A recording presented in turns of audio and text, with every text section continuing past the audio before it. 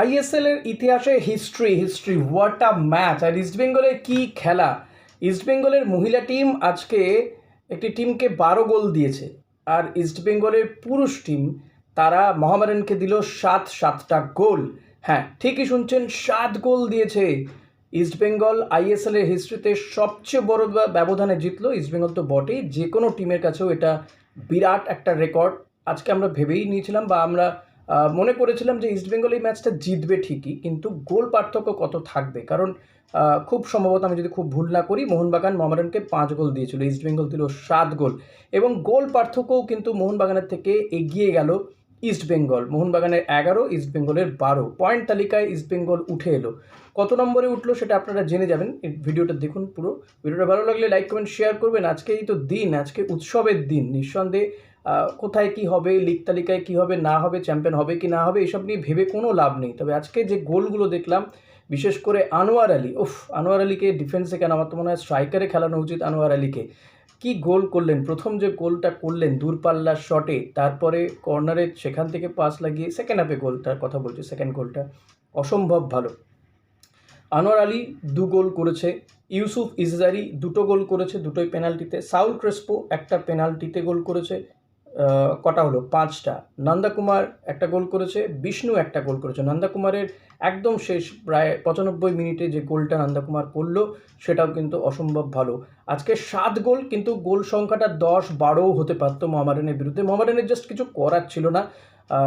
বেশ কিছুটা সময় তারা ফার্স্ট হাফে, বেশ কিছুটা সময় তো বটে, ফার্স্ট হাফে বেশ কিছুটা সময় থেকে তারা 10 জনে খেললো। লাল কার্ড দেখলো দুটো, 3টে পেনাল্টিতে গোল হয়েছে, 3টে পেনাল্টি দিয়েছে মোহামেডান। একেবারে পাড়া স্তর থেকেও কম বললে ভালো হয়, মিনি ডার্বি এটাকে অনেকে বলছিলেন, কিন্তু এখন মোহামেডানের যা পরিস্থিতি, তাতে এটাকে আর মিনি ডার্বি বলা যায় না। তো এখানে মোহামেডানকে 7টা গোল দিয়ে ইস্টবেঙ্গল লিগ তালিকাতে 4 নম্বরে উঠে এলো, গোল পার্থক্য 12। ইউসুফ ইসজারি এবং জেমি ম্যাকলারেন সমসংখ্যক গোল, 7টা করে গোল হয়ে গেল। আমার মনে হয় সাউল ক্রিস্পো পেনাল্টিটা না মেরে ইউসুফকেই দিতে পারতো। যাই হোক, ইউসুফও কিন্তু জেনুইন বেশ কিছু গোল মিস করেছে, আরও গোল হতে পারতো, যে কারণে বলছি। মিগুয়েলের খেলাও যথেষ্ট ভালো, মাঝমাঠ তো এরাই খেলছিল। এবং আমরা যেটা বলেছিলাম যে খেলার আগে ডাবল স্ট্রাইকারে খেলতে পারে, কিন্তু না, অস্কার তার পুরনো ফরমেশনেই খেলেছে, সিঙ্গেল স্ট্রাইকারে খেলেছে এবং মোহামেডানকে জাস্ট দুরমুশ করে দিয়েছে। এই জয়টা কিন্তু অত্যন্ত দরকার ছিল, মানে জয় শুধু নয়, বিরাট ব্যবধানে জয়টা দরকার ছিল। 3-4 গোল আমরা ভেবেছিলাম, কিন্তু 7টা গোল নিঃসন্দেহে হিস্ট্রি। এখন পরের ম্যাচ ইস্টবেঙ্গলের এপ্রিল মাসে, সেই চেন্নাইয়ের বিরুদ্ধে। ততদিনে হয়তো কেভিন সিভেলে ফিট হয়ে যাবে, চেন্নাই ম্যাচ থেকে নামতেও পারে। অনেকগুলো দিন বাকি রয়েছে সেই ম্যাচটার জন্য। তবে আজকের এই ম্যাচটা, আজকের এই দিনটা আপনারা অতি অবশ্যই বলবো এনজয় করুন। লিগে পরের ম্যাচে কী হবে, পরে কী হবে, এসব না ভেবে 7টা গোল ইস্টবেঙ্গল দিয়েছে। এবং আইএসএল হিস্ট্রিতে এত গোল ইস্টবেঙ্গল তো বটে, কোনো টিম দেয়নি। বিরাট জয় আজকে ইস্টবেঙ্গলের। এই জয়টা কারা কারা গোল করেছে আপনাদেরকে জানালামই।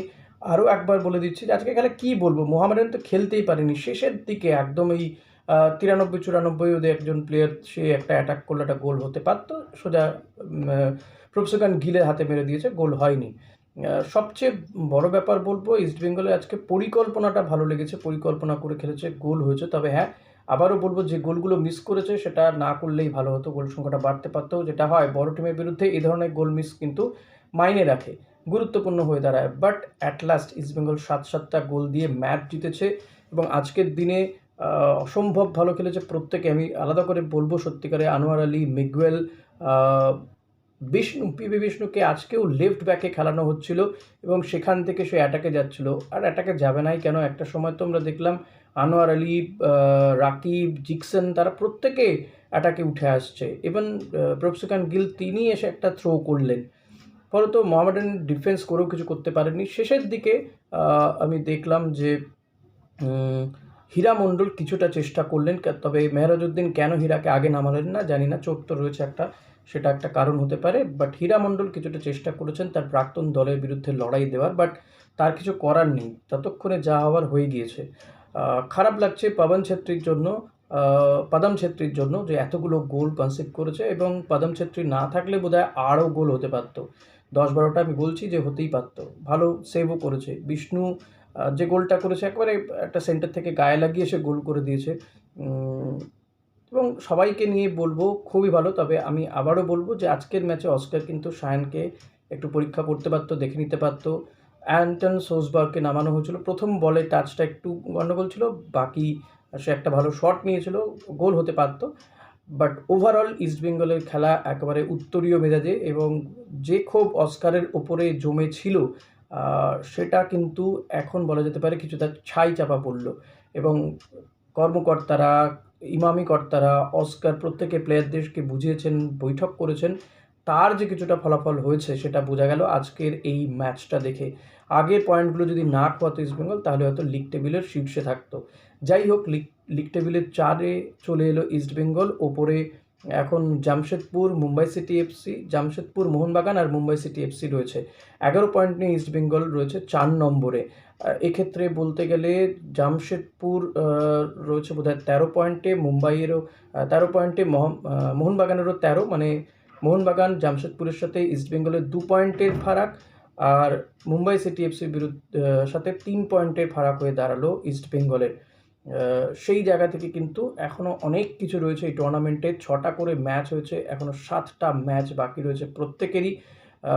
এবং এই 7টা ম্যাচ যদি ইস্টবেঙ্গল জিততে পারে, বাকিদের মধ্যেও আরও ওলটপালট হবে, কিন্তু ইস্টবেঙ্গলকে এই খেলাটা কেন এর থেকেও আরও ভালো খেলতে হবে।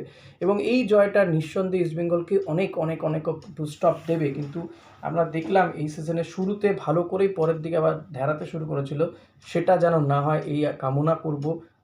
এবং তবে আজকের এই জয়টা বলবো নিঃসন্দেহে সেলিব্রেট করার মতন। আমি তো আনোয়ার আলীর খেলায় মুগ্ধ ভাই। আনোয়ার আলীকে তো দেশের টিমে অন্তত তাকে ডিফেন্সে নয় স্ট্রাইকারে খেলানো উচিত বলে আমার আজকে জাস্ট মনে হচ্ছে। যেভাবে সে গোল করছে, বা মাঝ মাঠে আনোয়ার আলীকে খেলালেও কিন্তু যথেষ্ট ভালো খেলে দেবে এই প্লেয়ারটি। সো আনোয়ার আলীকে যত দেখছি তত মুগ্ধ হয়ে যাচ্ছি। তবে মিগুয়েলের খেলা অনেকেই বুঝে ফেলছেন, কিন্তু এই জায়গাতে মিগুয়েলকেও আমার মনে হয় দেখতে হবে। মিগুয়েলকে কিছুটা সময় বসিয়ে দেওয়া হচ্ছে, রেস্ট দেওয়া হচ্ছে, ভালো হয়েছে। অনেকগুলো প্লেয়ারকে দেখে নেওয়া গেছে, তবে আমি স্টিল বলে যাবো যে সায়ানকে একটু দেখে নেওয়ার সুযোগ দিলে, অস্কার যদি একটু সুযোগ দিতে পারতেন তাহলে ভালো হতো। আজকে যখন এত বড় ব্যবধানে ম্যাচটা আমরা জিতলাম, লেটস সেলিব্রেট। এবং বলবো দারুণ দারুণ খেলা, অস্কারকে বলবো এই খেলাটাই চালিয়ে যান, তাহলে হয়তো আপনার গদিটা বেঁচে যেতে পারে, চেয়ারটা বেঁচে যাবে। আদারওয়াইজ কিন্তু পরের ম্যাচে আবার খারাপ করলে আবার সমালোচনা হবে। এটা হবেই, বড় টিমের হয়ে কোচিং করাতে এসছেন, এটা কিন্তু বসুন্ধরা কিংস নয়, এটা আপনাকে টের পেতে হবে, বুঝতে হবে। আশা করি আপনি বুঝে গিয়েছেন এতদিনে। সো এবার একটু সিরিয়াসলি খেলতে হবে। খুব ভালো হয়েছে, দারুণ খেলেছি আমরা, দারুণ ম্যাচ জিতেছি, 7টার জায়গায় 10টা গোল হতে পারতো।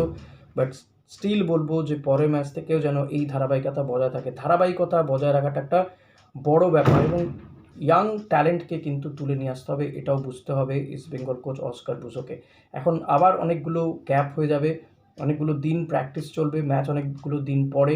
সো প্লিজ এই মুভমেন্টামটা কিন্তু অস্কারকে ধরে রাখতে হবে, এটাই বলবো। মুভমেন্টাম ধরে রাখাটা ভীষণ ভীষণ ইম্পর্টেন্ট এই জায়গাতে দাঁড়িয়ে। সো প্লিজ আজকের ম্যাচ এনজয় করুন, প্লেয়াররা এনজয় করুক, কাল বা পরশু থেকে যেন আবার নতুন উদ্যমে আমরা দেখতে পাই ইস্টবেঙ্গল টিমকে। পরের ম্যাচগুলো কিন্তু টাফ হতে পারে, টাফ হতে চলেছে।